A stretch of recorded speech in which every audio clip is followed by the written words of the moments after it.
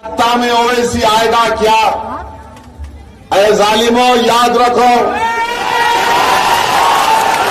तुम इख्तिदार और सत्ता की बात करते हो।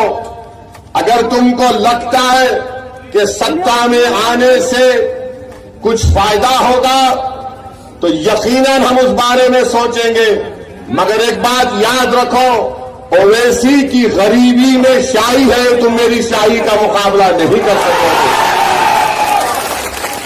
हां, तुम सत्ता में रहे, बताओ, आरजेडी के साथ तुम सत्ता में रहे, तुमने क्या किया बहादुरगंज के लिए?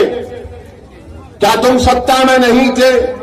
क्या तुमने 5 साल पहले नीतीश कुमार, आरजेडी और कांग्रेस ने मिलकर गठबंधन बनाया और मुझ पर इल्जाम लगाया कि ओवैसी वोट कटवा है?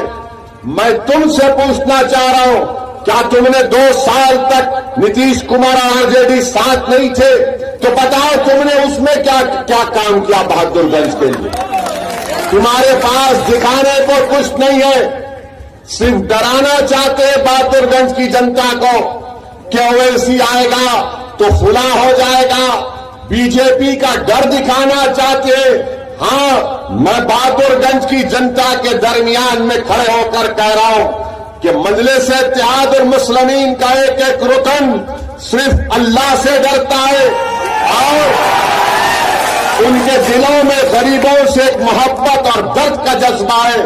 इसके सिवा ना हम कांग्रेस के राहुल से, ना बीजेपी के मोदी से, ना बिहार के मुख्यमंत्री नीतीश से, ना आरजेडी के लालू से या उनके परिवार से, हम किसी से नहीं डरते, ना कभी डरेंगे इंशाअल्लाह।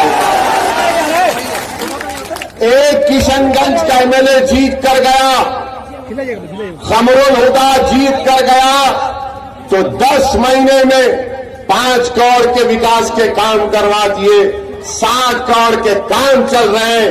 अरे इसको ताकत बोलते हैं, इसको ताकत का इस्तेमाल करने का तरीका बोलते हैं। तुम 20 साल से बहादुरगंज के जनता ने आपको विधायक बनाया, एमएलए बनाया, आपने क्या किया? 20 काम दिखाओ। जब हमारे बहादुरगंज के नौजवान लॉकडाउन के दौरान मुल्क के, भारत के कोने कोने से लॉकडाउन में यहां पर आ रहे थे, यहां पर क्वारंटाइन सेंटर में उन पर तंग किया जा रहा था, तो कहां थे तौसीफ साहब? आप तो गायब हो गए, आप नजर नहीं आए। सैलाब आता है, बाढ़ आती है, आप गायब हो जाते हैं। जब सैलाब, बाढ़ से जमीनें कट जाती हैं तो आप में इतनी हिम्मत नहीं है कि बहैसियत एक विधायक के आप प्रशासन से जाकर लड़कर कहते, अरे भाई इसका घर, इसकी जमीन, इसकी खेत बर्बाद हो गई, इसको मुआवजा मिलो। अरे तुम किस काम के मेले हो जब तुम मुंह खोलना ही नहीं जानते? हमने क्या किया हैदराबाद में? मेरे कॉन्स्टिट्यूंसी पार्लियामेंट हैदराबाद में बहुत ज्यादा बारिश हुई, बहुत से इलाकों में घरों में पानी आया। हम अपने मुख्यमंत्री के पास गए और तेलंगाना रियासत में हमारे खाली 7 एमएलए, कोई मिनिस्टर नहीं है हमारा, हमारी गाड़ी पर लाल लाइट नहीं है जो टाई टाई टाई करके फिरती है। हम अपने मुख्यमंत्री के पास रात में गए, के चंद्रशेखर राव साहब के पास, चीफ मिनिस्टर के सामने बैठकर हमने कहा कि हमारे घरों में, हमारे कॉन्स्टिट्यूंसी में, हैदराबाद के बहुत से इलाकों में घर में पानी आया और पानी आने से बहुत से लोगों के घर का सामान बर्बाद हो गया, कपड़े चले गए, बिस्तर चला गया, सब सामान खराब हो गया। हमने कहा गवर्नमेंट को उनको पैसों से मदद करनी चाहिए। चीफ मिनिस्टर ने पूछा, बोलो असद भाई क्या करना है? हमने कहा साहब उनको पैसा देना पड़ेगा, चेक से नहीं कैश देना पड़ेगा। 24 घंटे के अंदर हैदराबाद में तेलंगाना के मुख्यमंत्री का मैं शुक्रगुजार हूं। उन्होंने कहा आप बोल रहे, मैं पूरे हैदराबाद की जनता के लिए हर उस घर में जिसमें पानी दाखिल हुआ था उसको 10,000 रुपये देंगे। आज पूछो आप जाकर एक एक घर में गवर्नमेंट के डीएम कलेक्टर के पास से लोग जाकर उनका आधार कार्ड का नंबर लेकर, उनके राशन कार्ड का नंबर लेकर, उनकी फोटो लेकर उस घर के में रहने वालों को 10,000 रुपये कैश दिया जा रहा है। यकीनन वो 10,000 रुपये जो उनका नुकसान हुआ उसकी 5 पाई नहीं कर सकते, मगर कम से कम वो गरीब तो खड़ा तो हो जाएगा। ये विधायक आपका क्या किया बताओ? बताओ, आप कुछ नहीं करते, कुछ नहीं करते। अब आप कह रहे कि मैं मंत्री बनने वाला हूं, मेरा साथ दो। तौसीफ साहब, आपकी ये बात सुनकर वो याद आया कि बिल्ली के ख्वाब में छिछड़े ही सही।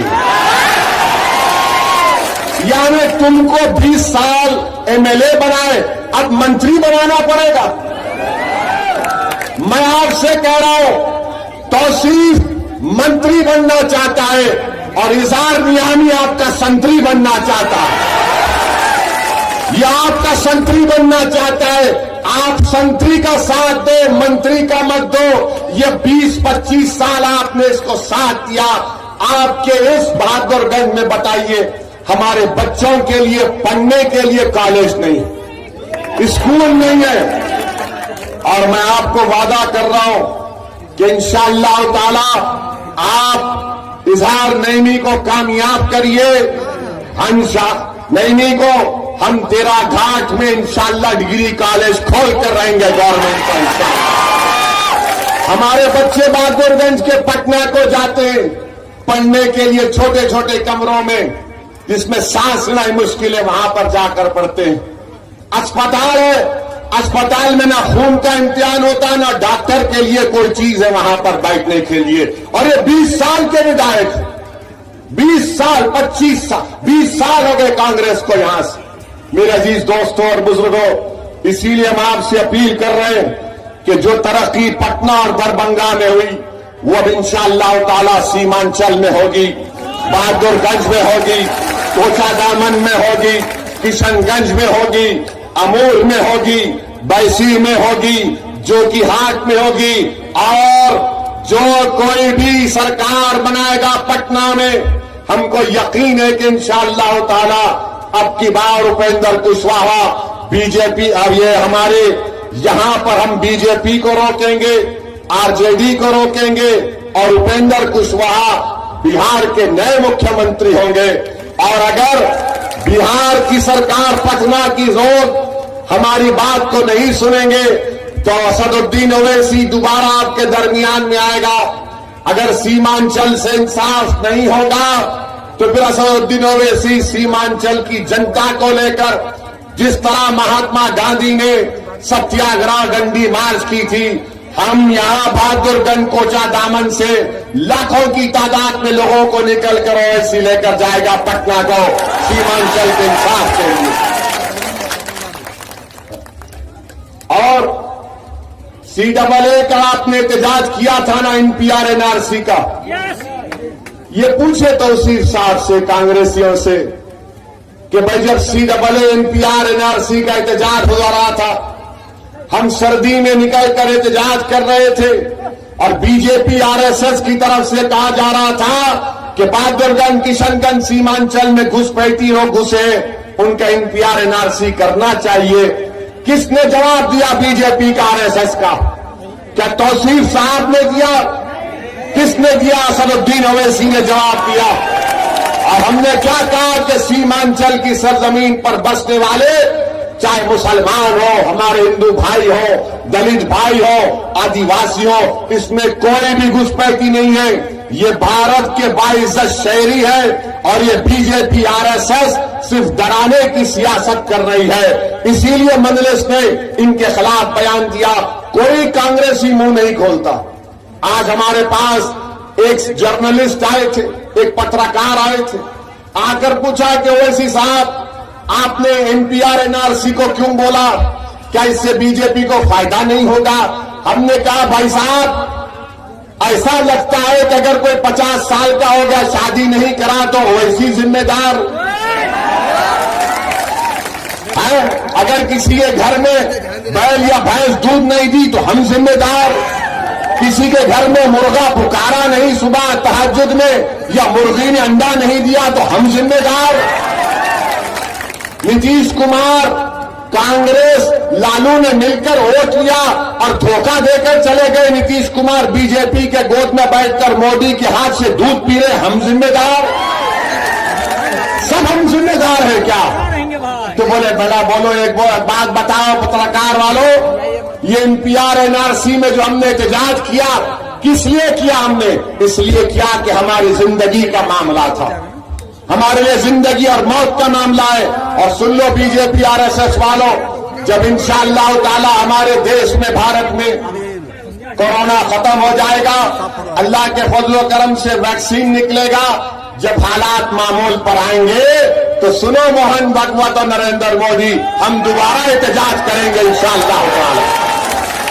ये चंद बातें हम आपको बताने आए थे और आपसे फिर से गुजारिश कर रहे हैं कि आप मजलिस इत्तेहादुल मुस्लिमीन के उम्मीदवार को कामयाब करिए, बेखौफ होकर मजलिस को वोट डालिए। किशनगंज की कामयाबी यकीनन आप तमाम को इत्मीनान और एक एतमाद देता है कि मजलिस इलेक्शन जीत रही है, और हमको पूरा यकीन है कि पटना में जब नई सरकार बनेगी तो बगैर मजलिस इत्तेहादुल मुस्लिमीन के ताईद के नहीं बन सकती इंशाअल्लाह ताला। हमारा मकसद एक ही है कि सीमांचल से इंसाफ हो, सीमांचल की गरीब जनता को एक उम्मीद की किरण मजलिस इत्तेहादुल मुस्लिमीन में नजर आती है। मैं हमारे बुजुर्गों से, हमारी मां और बहनों से, हमारे गय्यूर नौजवानों से, यहाँ के तमाम मुखियाओं से, आप सबसे दरमंदाना अपील कर रहा हूं कि वोट का इस्तेमाल करिए, अपनी पार्टी को कामयाब करिए। शुक्रिया, सलाम अलैकुम, सीमांचल जिंदाबाद।